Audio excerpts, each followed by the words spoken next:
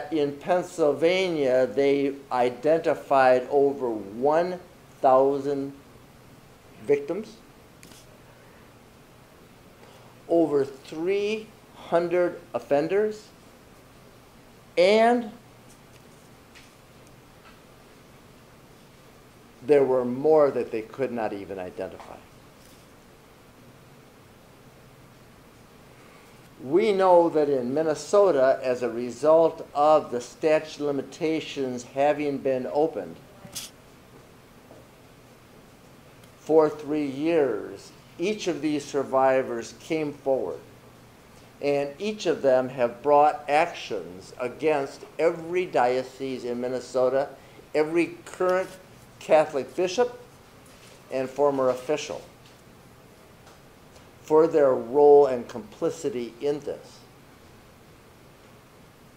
And we know as a result of the hundreds of survivors that have come forward in Minnesota and brought civil actions, that we have been able to excavate and disgorge and uncover tens of thousands of files of offenders that reflect every Catholic bishop, present and past, has been complicit in the concealment of clerical crimes.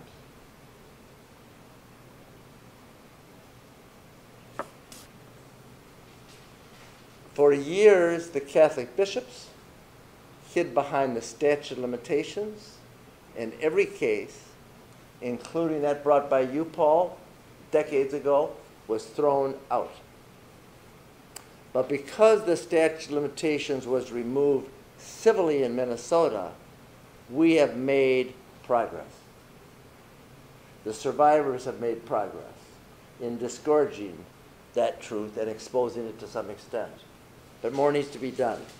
So we're calling upon law enforcement in Minnesota to convene a grand jury. We looked at the law in Minnesota before we made the decision to assemble and make this call to action.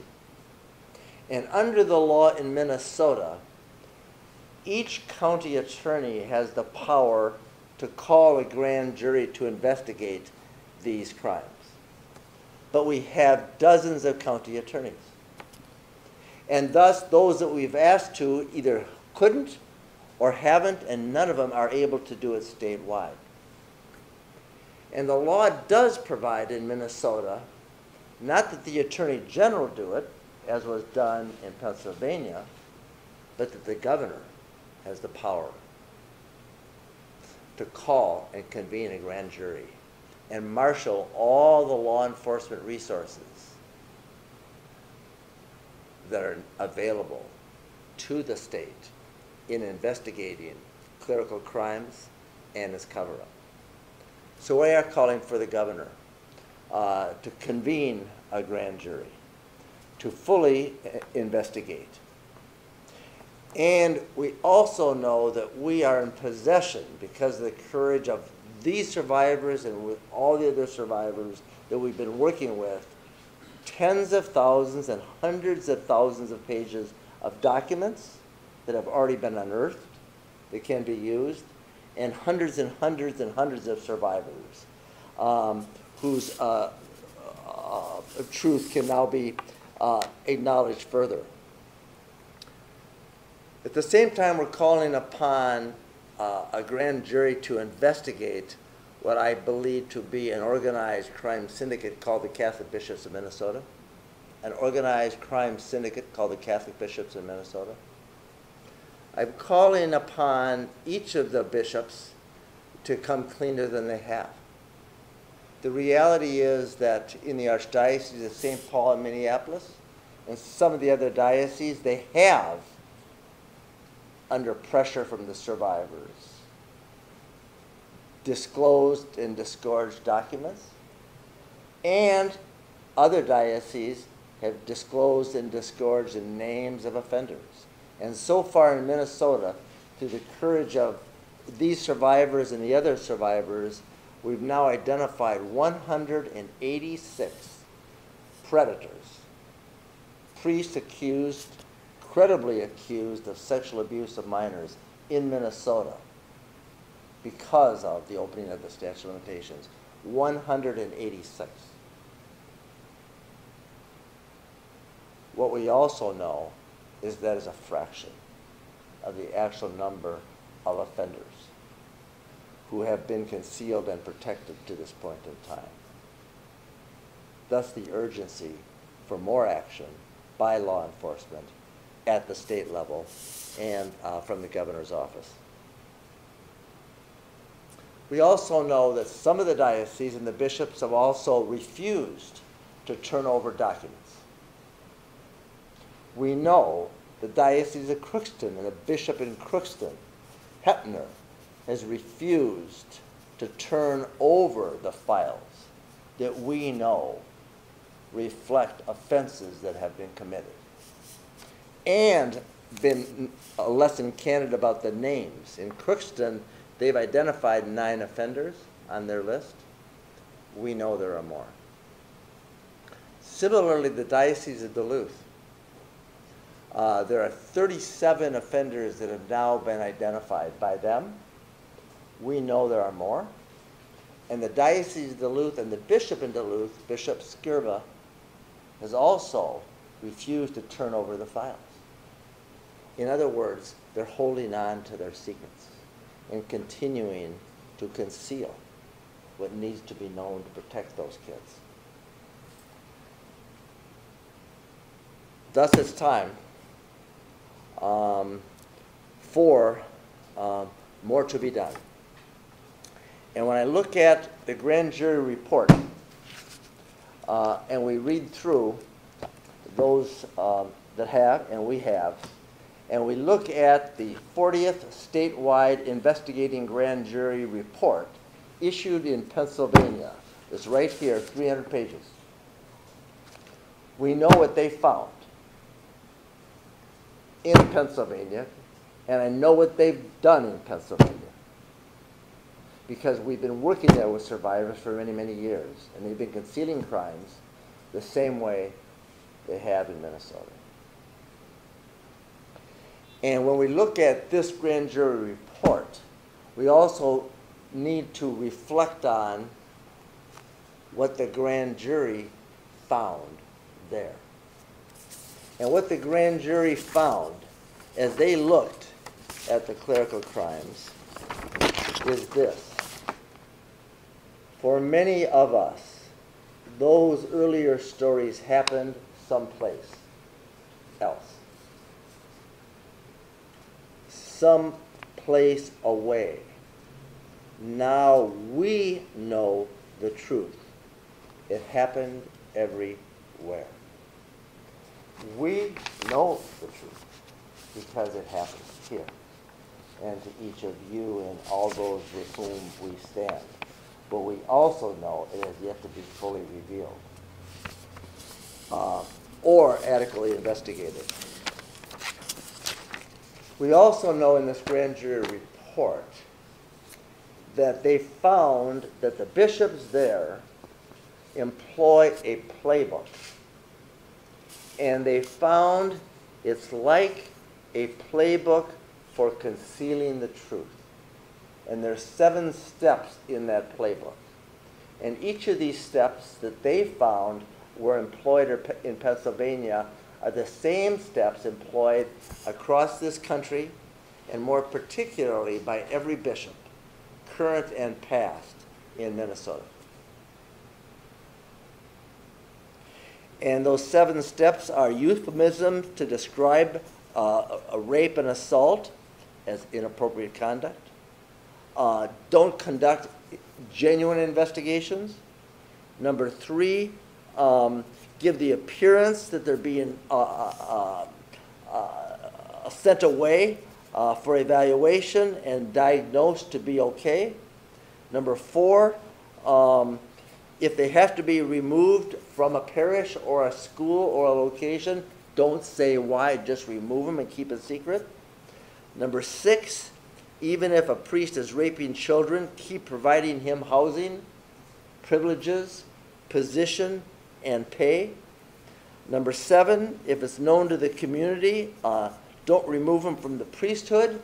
Just put him into a different location and transfer him to a different parish or to a different state or to a different country. And finally, don't tell police and don't tell law enforcement. And keep it a secret, and keep it in your secret files called the secret archival files, where they are required to avoid scandal, and thus put it under lock and key in the archive of every chancery of every bishop in Minnesota across this country. That's what they've done here. That's what they do there. That's what they did there. And now it's time for us to stand and call for action. And that is that the state of Minnesota bring all the law enforcement resources to bear and have the governor convene a grand jury under the authorities given him and law enforcement in Minnesota.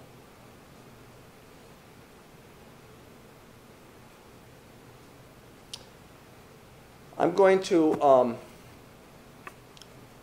I know that the reason that I stand here today with Ellen and with our team is because the survivors themselves are the ones that have, I know that we're standing together because the survivors for now 35 years have had the courage to repose in us a secret, and so many over the years have also shared their truth. And so if there's any of the survivors that stand with us today that want to just add anything that we've already said and why we're here and doing this, step forward, because, you know, y'all have voices. Introduce yourself and tell us what we need to know, Joe. Hi, my name is Joe McLean. I think it's worth saying that the settlement between the Unsecured Creditors Committee, the victims' representatives, and the Archdiocese of St. Paul, Minneapolis is coming to a conclusion. It's been a very long road, but it's important to remember that that is only part of a longer process. The longer process, the end goal has always been about reform and genuine accountability on behalf of the priests in the Catholic Church. The time for letters of contrition, prayer vigils are over. We need genuine accountability, and this is the way forward. Thank you, Joe. And promises and pledges and policies don't protect kids. And all the pledges, promises, and policies made by the Vatican and the bishops in Minnesota haven't protected one kid. It's action that protects kids, and that means requiring them to come clean, the truth to be known, and it's also going to require the sound of a jail door clanging behind a bishop or an archbishop for them to get the message, both in Minnesota and across this country. Any other survivors want to share their thoughts or perspectives? Hi. My name is Tom Mahole. I'd just like to say it's time that the truth comes out. Like I say, the bankruptcy is winding down to a conclusion, but that would not be truth and justice for me. The only real form of justice is the truth and the whole truth. We got to know. And it's time for the laity, the people of the church, to stand up with us survivors. You have been on the sidelines, but now you must know that we speak the truth, and you are standing on the sidelines, not supporting us. You need to stand with us so that the truth will be known. Thank you. Thank you, Tom. And I think two things need to be said. It is the survivors, those that have come forward privately and working with us, that don't go public and haven't gone public, that also stand for the truth. But the ones that have held the secrets are the Catholic hierarchy, and those bishops in Minnesota. And they're the ones that we're calling out and calling on law enforcement to do that. One of the most active concealers of the truth in the Archdiocese of St. Paul, Minneapolis, has never experienced any consequence by reason of his complicity in these crimes. And that is Kevin McDonough. He was the guy that was operating for this archdiocese for many, many years. And he's exhibit A in holding somebody who was complicit in these crimes for decades and decades and decades, and keeping these secrets. And he is a perfect example of why more can and should be done for the truth to be known. And Tom, you know, you stood in a room with him. Yes, Father Kevin would take it to the point. I asked them in 2005 if they would allow restorative justice as a means of ending my issue with them. They went forward, but they never had any intentions of granting me the right of restorative justice. And it was only through my diligence and demanding that Father Kevin sat down in a room with me and my mediator and listened to us. He could only talk when he had the eagle feather in his hand, and it irked him a lot. But it was the one moment where I got satisfaction that I was able to put him to the point and make him tell the truth. And the truth was, he was not ready to speak the truth. So we have to demand that he does that. And he should be held accountable for the things he did, covered up, and the Attorney General in Ramsey County was too weak to prosecute him. The use of bankruptcy by all the dioceses, they've either all filed for bankruptcy, expressed the intention to go into it, or made the threat to. And as a result of them using the bankruptcy courts, the diocese and the Catholic bishops in Minnesota have now made a conscious choice to prevent us and the survivors in the civil actions from doing further excavation, from doing further disclosures, from getting into their files. And that's why, instead of hiding behind the statute of limitations in the past, they are now hiding behind the bankruptcy laws to continue to keep and conceal the secrets and avoid scrutiny of their own complicity. Any other survivors that want to speak? Yes, sir. Jamie. No. Hi, I'm Jamie Hutmaker, survivor. I spent the last 3+ years on the committee, bankruptcy committee, and I agree with everything everyone said here. I'm here today to not only agree with that, but share some of my experiences. Being on that committee, I've seen the hypocrisy that has sickened me. I have seen the church not work in good faith with us in this bankruptcy case in any way, shape, or form that was visible to me. And really, with the bankruptcy case winding up, I will not be quiet. That is not the end of it for me, and I agree that we need more accountability. I would like to hear the jail doors clang shut behind some of these people. I and a very good friend who were abused, we went to the Archdiocese at the time in 1969. We went back years later in the 80s, talked to Kevin McDonough. Never got any satisfaction. Later on, our abuser was sent to supposedly to be cured of his pedophilia, which we all know how that goes. But when Jeff read the 7 items that they used in the playbook, every single one of those was used in my case and every other person I know. So for me, I will not stop. I will until I'm in my grave or the children are safe, and until these people that hid this abuse are held accountable and hopefully indicted and sent to jail. It's H-E. Oh. Yeah. Heutmaker. The names are up there. Yeah. David?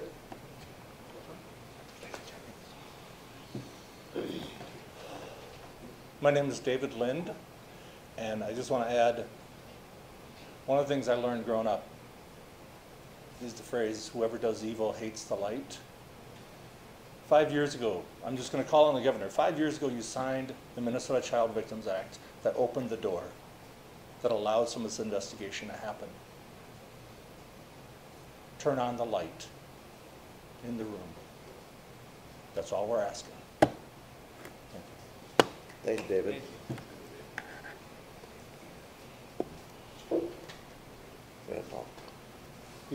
My name's Paul Hotchkiss, I'm a survivor. These so-called priests are child molesters. They're still out there, and this goes farther than them. There's bishops. It goes as far as the Pope, I can say that. I believe that. They've been molesting thousands of children forever. And they're so-called group of child molesters. They weren't priests. They joined that priesthood to be a child molester, not to be a Catholic priest. That's what I believe. And they need to be stopped. Thank you. I think it needs to be said also that the Pope has spoken recently again to this, and every time a scandal erupts and the Pope has spoken, he has spoken a little longer and a little stronger. But it's always been words. And their promises, their pledges, and their apologies. But the popes and the bishops' promises, pledges, and policies do not protect kids.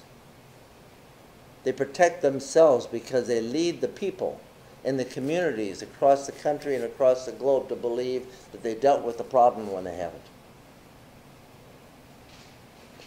And so those words spoken by the bishops, promising to do better, pledging to create commissions, and apologizing for the past, does not give comfort to the survivors. It does not give comfort to us because we know that the practice of concealment and secrecy continues. And until the papacy and the bishops across this country and today in Minnesota come completely clean with all those they know have offended kids and all the evidence, documentary preserved by them and in their files disgorged and then assembled by law enforcement so that those complicit in the crimes and those that have committed them are ultimately revealed and prosecuted when possible, we aren't resting. Right? Right. So, with that,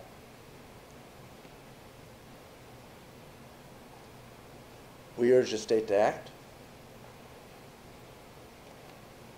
We're grateful to the governor and the legislature for having opened up the statute of limitations and created a window in Minnesota that has been reformational and got us to this point in time. But as long as the kids remain in peril by the perilous practices of the top officials in Minnesota and the Catholic bishops, that is not enough. And so the vigil continues, the journey continues, and more work needs to be done. And so Governor Dayton and all law enforcement officials in Minnesota come together around this important time, and let's together, armed with the courage and the truth of the survivors that have stood up and found the courage, let's do what takes courage and that is own the truth and face it together. Any questions? Jeff, have you had any communication with the governor's office regarding your demand, and if so, what has he said? We have communicated to the governor's office that we were calling upon them to. And